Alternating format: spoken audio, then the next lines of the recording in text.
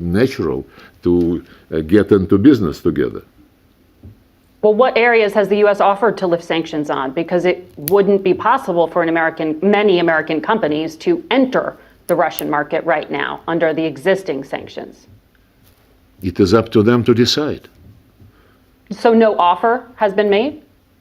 No. How can we offer something in a situation the United States to Russia? Well, the United States clearly tells us that they are interested in doing business together. We never reject business proposals provided they're based on the equal opportunities and the treatment of each other and lead to a balance of interest. Specific proposals which are being mentioned in the media, I cannot comment upon. This is not serious. We are not we are not acting like the people in Kyiv who talk to the world through the media, including talking to presidents of great countries. So if I understand you correctly, you neither fear sanctions nor want them lifted. Look, you quoted my statement, and yes. You quoted it right. That's my position. Okay. So when President Trump threatens new sanctions, that's not of concern. You're asking this for the third time. Yes. This was a brief answer. This was a brief answer, by the way. You are being brief and direct on that part. I was asking on the sanctions for clarity and directness. Broadly speaking, when you look at what's happening in the battle space in Ukraine right now, analysts say about 18% of Ukrainian territory is under the control of Russian forces. U.S. intelligence says battlefield trends are in Russia's favor.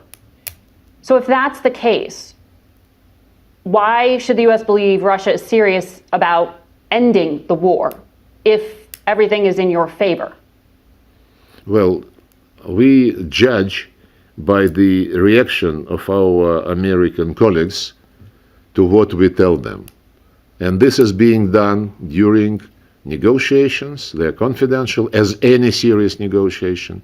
And they know our position, and as I quoted Marco Rubio, he publicly said that they better understand the Russian position and the reasons for what is going on. And he said that nobody in Washington lifted a finger to do the same, to try to understand Russia during the Biden administration.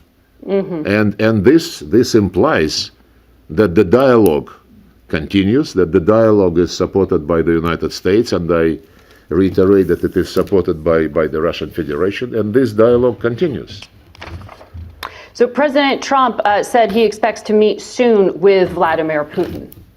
What's an acceptable time and location? Why should they meet? Look, the presidents are masters of their own destiny and of their own schedule.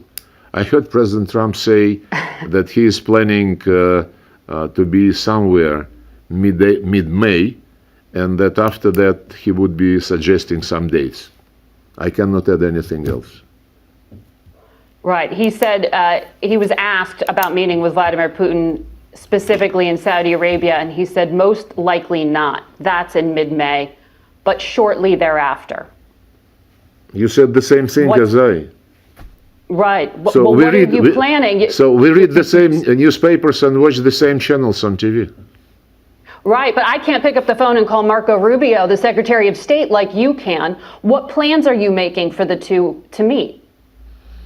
Look, I hope your listeners understand very well that it is not ethical for a foreign minister to prejudge, to presume what presidents might or might not discuss.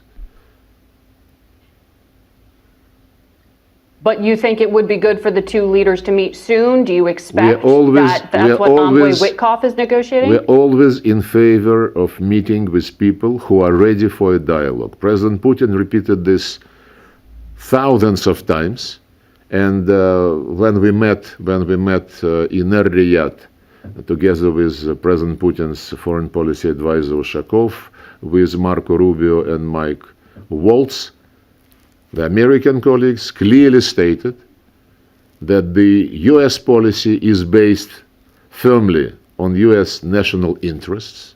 They understand that the Russian policy, led by President Putin, is also based on Russian national interests, and that it is the responsibility of great powers to make sure that whenever those national interests do not coincide, and this is in most of the cases, this difference should not be allowed to degenerate into confrontation.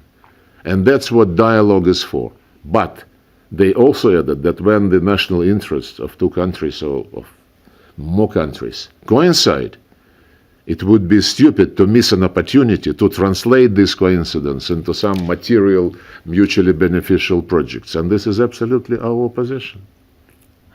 You know that President Trump is coming up on 100 days in office, and he has made clear his patience is wearing thin with the diplomacy here. Do you expect the U.S. and Russia to continue to talk after these potential peace talks fall apart? I mean, is the rebuilding of the relationship so significant now that you think it could withstand the peace talks in Ukraine falling apart? First, Russia is always available for a dialogue. So you have to address your question to the American side. Second, you prejudge the current process by saying that eventual collapse of the talks. We concentrate on doing business, not on thinking, failures or victories about anything. Unless you concentrate on the facts, that's what we do. You cannot be serious about what you are doing. Well, President Trump and Secretary Rubio said that the window was closing, that time is running out here. That's not my opinion. That's what they said. Look, I want to ask you a little. No, go ahead. Sorry. Wait a second. I just quoted